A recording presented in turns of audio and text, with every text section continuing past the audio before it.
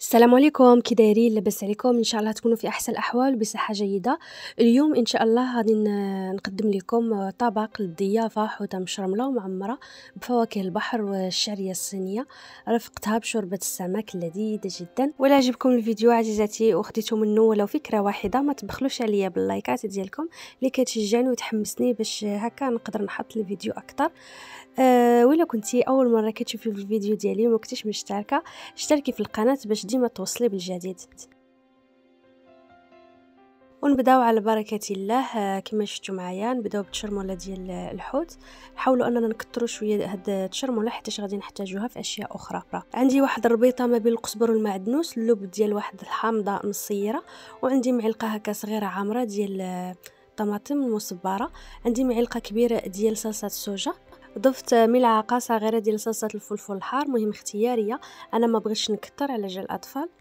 والزنجبيل طري، كان عندكم زنجبيل طري احسن، ما كانش ديروا زنجبيل بودره. عندي هنايا الثومه 6 ديال الفصوص ديال الثومه. هذه العطريه ديال الحوت، عملت معلقه صغيره عامره، نص معلقه صغيره ديال الفلفل الاسود، نصف ملعقه صغيره ديال الفلفل الاحمر، نصف ملعقه صغيره ديال الكمون، ونصف ملعقه صغيره ديال الخرقوم او ملعقه صغيره الخرقوم البلدي. ضفت 2 ورق الغار والملح حسب الذوق. غادي نضيف عليهم القليل من زيت الزيتون. غادي نطحنوا كل شيء مزيان، تحصلوا على واحد الشرموله اللي كتجي ريحتها رائعه جدا، ومن السماء كتجي واعره. هاد الشرموله البنات هي المعتمده عندي في الحوت. عندي هنايا هاد السمكه ديال السومو، المهم اي سمكه عندكم بغيتو تعمروها ديروها في الفرن، لكم الاختيار. كما شفتوا معايا حليتها هكا من الكرش ديالها، الا حليتوها من الظهر كتكون احسن، يعني كتجي عامره اكثر. صافي غادي نشرملها مزيان، غادي نشرملها يعني في جميع الجوانب ديالها. بعد ما شرملت الحوته غادي نعمرها وغادي نغلفها مزيان بالبابي كويسون، ونزيد عليها البابي الومنيوم وندخلها للثلاجه حتى الغدا ان شاء الله. غادي نديرها ديريكتومون في الفرن باش طيب.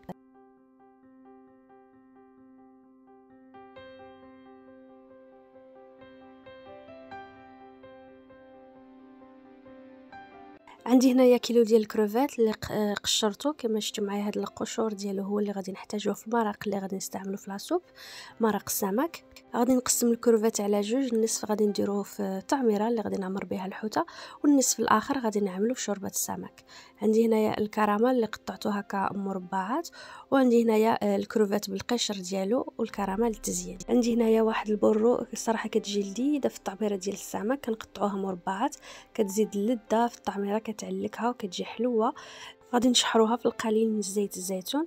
كما شفتوا معايا في الجهه الاخرى عملت هنايا الماء، 2 ورقات ديال الغار، الملح، غادي نخليهم حتى يغليو مزيان، وغادي نضيفوا لهم الشعريه الصينيه نخليوها ترطب واحد شويه ونستقطروها.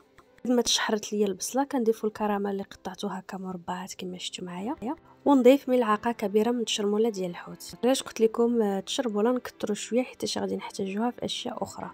هنا صافي في هذه المرحله بعد ما يطيب ليا الكراميل غادي نطفي النار وغادي نزيد الكروفات.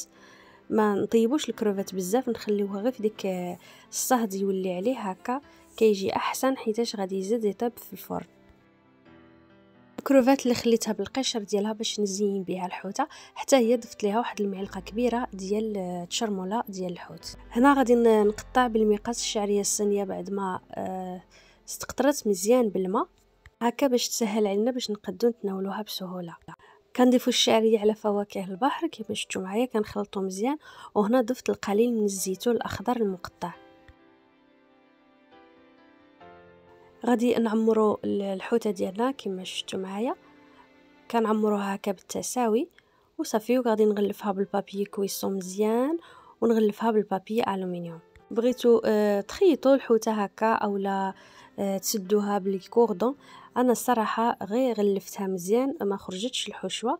كما شفتوا معايا تحاولوا غير انكم تكثروا شويه لي بابي هكا باش تجنبوا انها تحل معكم وتخرج لكم الحشوه. وانا هذه الطريقه المعتمده عندي الصراحه، ما كنخيطها ما كندير لا كوردون، هكا الطريقه كتنجح معايا وما كتخرج لياش الحشوه.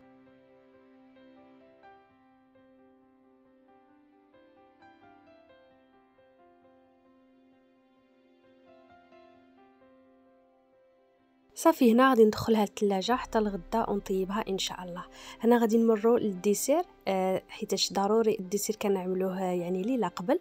المهم مشيت معكم بداك الشيء تدريجيا كما يعني حضرته.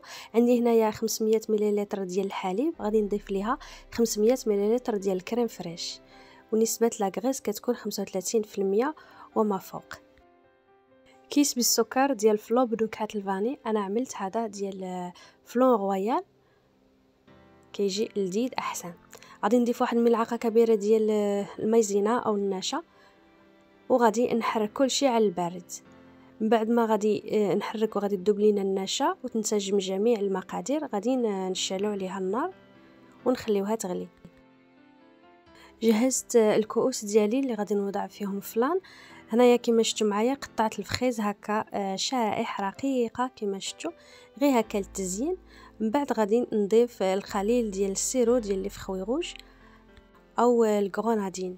غادي نضيف فلو، غادي نوضعوه في الثلاجه يبرد، وحتى الغدا من تبغوا هكا تقدموه عادي يمكن لكم تقطعوه لي فخوي كطبقه ثالثه وتقدموه بالصحه والراحه.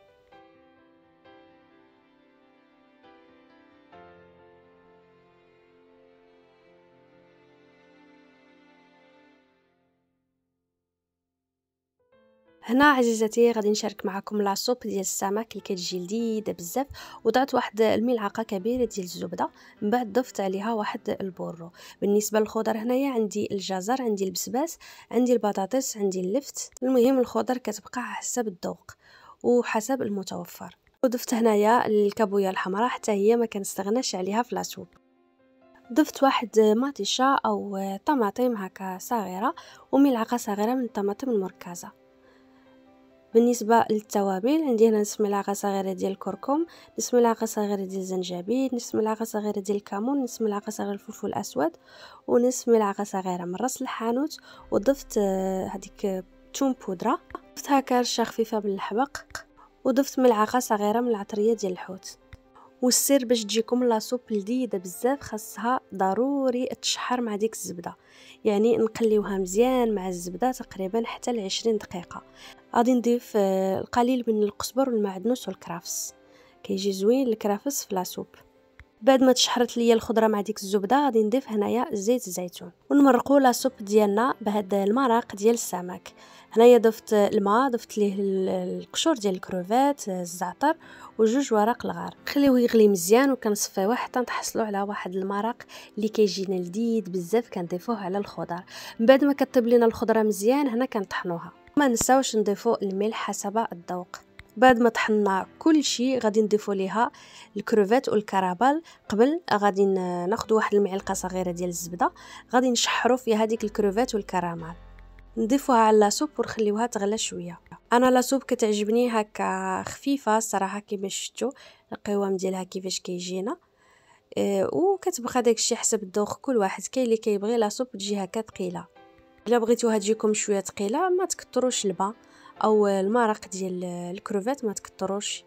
بعد ما طابت ليا لاصوب غادي نمروا هنايا للديسير. كما شفتوا معايا قطعت الفخيز هكا وضفت له واحد الملعقه صغيره ديال السكر، خليته شويه هكا ترقد حتى طلق الماء ديالو، ضفتو كطبقه ثانيه ومن بعد ضفت لي فخوي. هنا درت الكاكي وكيوي وواحد الحبه ديال الفخوبواس كتزيين فقط، والفاكهه اللي حبيتو ضيفوها. تقدروا تضيفوا حتى الكريم شانتي هكا كطبقه اخيره كتزيد واحد الاضافه زوينه للديسير. وبالنسبه للديسير الاخر كريم كاتالان المشهور، عملت فوقه هكا السكر وحرقته وكيجينا بهذا الشكل هذا.